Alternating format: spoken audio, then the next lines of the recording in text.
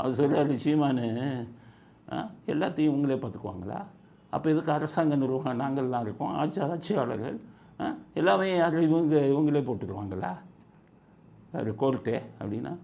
எல்லாவற்றையும் நீதிமன்றம் சொல்லுதுன்னா ஒரு அசம்பாவிதமான ஒரு சூழல் வந்துருச்சு, ஒரு பெரிய கலவரம் வந்துருச்சு. பொறுப்பு அரசு ஏற்கணுமா, நீதிமன்றம் ஏற்குமா? நீதிமன்றம் ஏற்குமா? உட்கார்ந்துட்டு இதை செய்யு அதை செய்யு, நீட்டு எழுது, மதுக்கடை, அதுக்கு அரசின் கொள்கை முடிவு, அதை மூட முடியாது. இது இந்த மாதிரியான போக்கு இது எப்படி? இந்த நாட்டை நிர்வகிக்கிறது சட்டமன்றம் பாராளுமன்றங்களா இல்லை நீதிமன்றமா? என் சீமா, நீங்கள் தீபாவளிக்கு வெடி வெடிக்கக்கூடாதுன்னு உச்ச நீதிமன்றம் சொன்னாங்கல்ல. 8 லட்சம் தொழிலாளர் பாதிச்சுக்கிட்டு இருந்தாண்டா இதில் சிவகாசியில். நாங்கள்லாம் குரல் கொடுத்தோம். அன்னைக்கு குரல் கொடுத்தீங்கிற அந்த தொழிலாளர்களுக்காக. எப்படியா உனக்கு அதிகாரம் இருக்குது? நான் குரல் கொடுத்தேன். உச்ச நீதிமன்றத்துக்கு அதிகாரம் இல்லை. 8 லட்சம் தொழிலாளர்கள் வாழ்க்கை அங்கே இருக்குது. டெல்லியில் வந்து காற்று மாசு இருக்குன்னா நீங்கள் அங்கே வந்து வெடி வெடிக்கக்கூடாதுன்னு சொல்லுங்கள். இந்தியா முழுவதும் நீங்கள் இந்த சொன்னது தப்புன்னு பேசுன அன்றைக்கி வாயை திறந்தீங்களா? சீமான வாயை திறந்தீங்களா? அதனால தான் நான் என்ன கேட்குறேன், உங்களுக்கு அதை பற்றி கேட்குறதுக்கு அது ரைட்டே கிடையாது சீமா.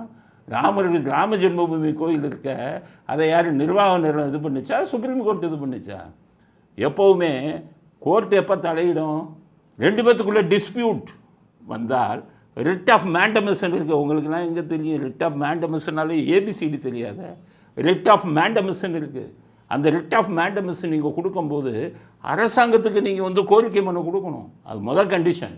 அரசாங்கம் அதை செய்யாத பட்சத்தில் நீங்கள் நீதிமன்றத்தை நாடினால் நீதிமன்றம் நீதியை வழங்கும். அப்படி தான் கார்த்திகை தீபத்தில் இவங்க அரசாங்கத்துக்கு கொடுத்தாங்க.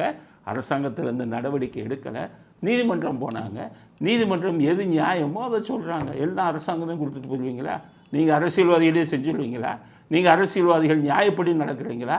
மனசாட்சிப்படி நடக்கிறீங்களா? சீமானை பற்றி தான் கேட்குறேன். நீங்கள் தர்மத்துப்படி நடக்கிறீங்களா?